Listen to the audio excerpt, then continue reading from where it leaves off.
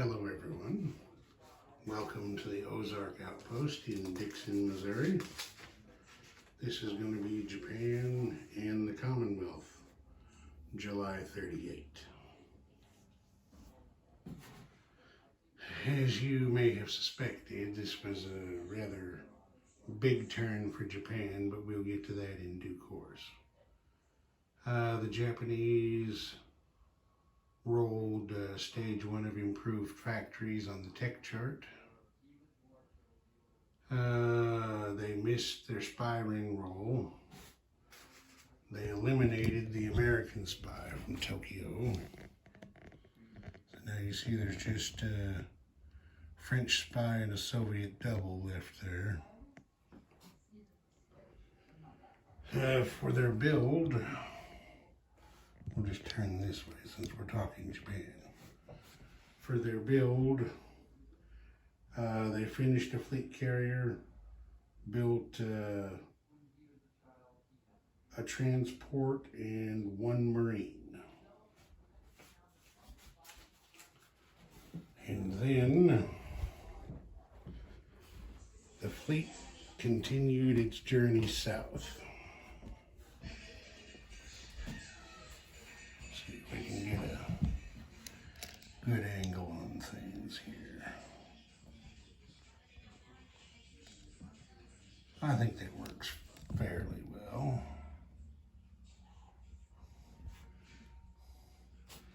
Okay, for starters, they did an unopposed landing at Dutch New Guinea, the Maluku Islands, Celebes, and West Timor.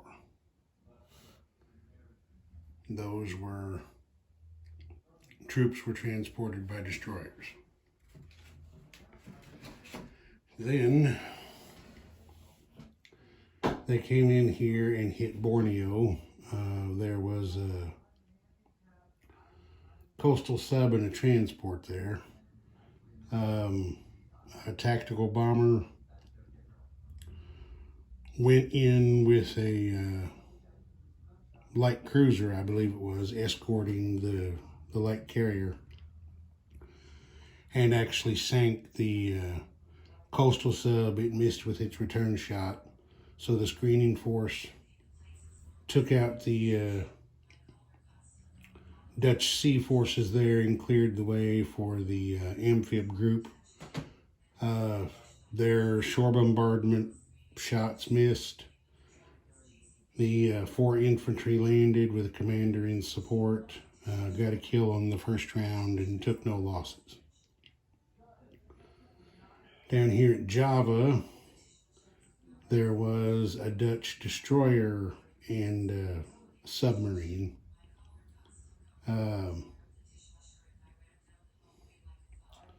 Let's see. A light cruiser and a heavy cruiser went in as the screening force. The Dutch sub took its first strike shot and missed. The Japanese returned fire, sank the destroyer,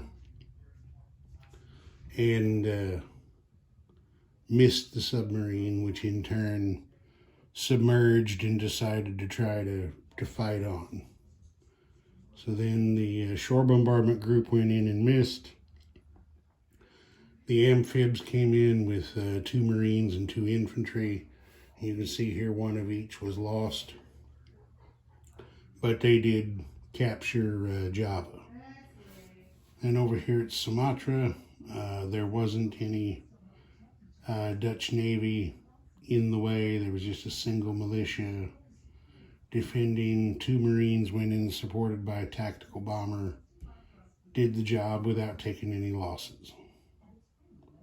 So the Japanese task forces are on the cards over there.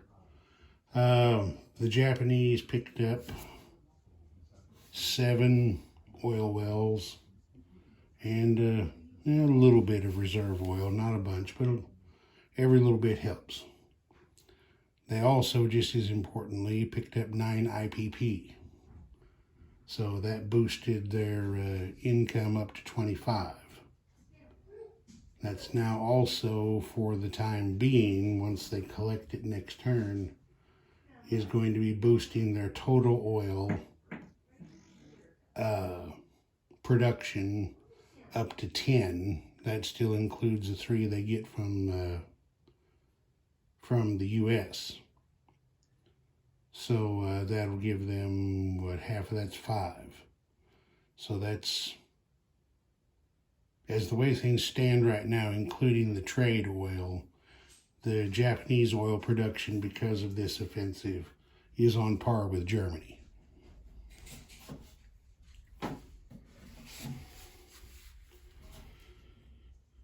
Okay, that covers that stuff. Now, this wasn't, of course, without ill effect for the Japanese.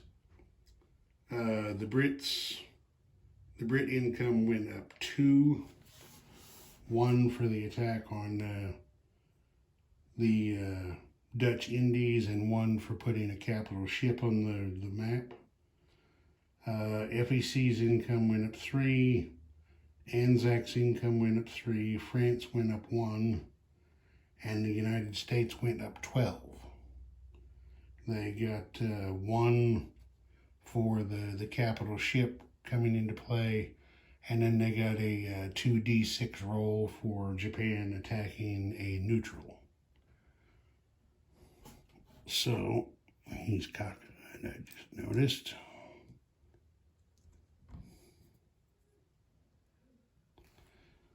So that has boosted the United States up to 18, the Brits up to 17, France at 10, FEC at 8, and Anzac at 6. Okay, then the Japanese spent 6 oil that turn, collected their 3 from the United States. So they had a net deficit of 3 oil, and they collected 25 yen, which is what they'll have in their bank next turn. Okay, the Commonwealth rolled stage 2 of wartime economy. They missed their spy ring roll.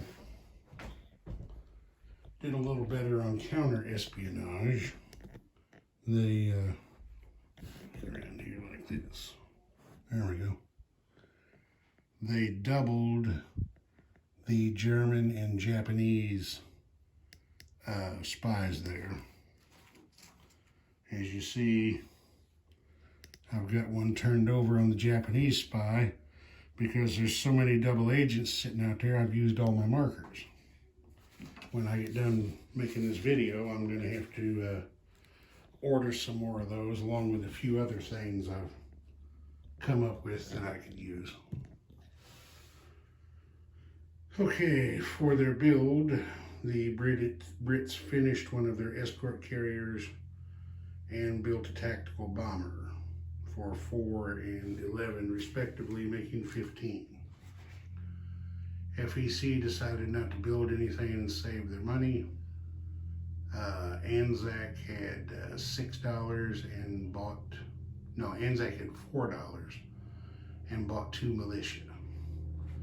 I'm not going to walk back over there, I'll just show you from here. Anzac put their 2 militia out there in West Australia. Right there, pretty much in the center of your screen. And then the Brits built their escort carrier at that major shipyard there at Northern Ireland. So it'll be in position to team up with that destroyer probably and go hunt some U-boats. The British spent 3 oil and collected 3 oil, so that evened out.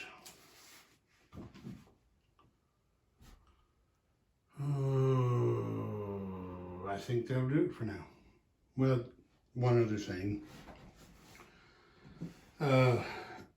In non-combat movement, down here in the Med, you see there aren't any British ships there anymore. The whole fleet consolidated right there off the coast of Egypt. The medium bomber from northern England flew down to Gibraltar. The commander from London also flew down to Gibraltar in non-combat. The infantry that was down there in South Africa has moved up to Rhodesia.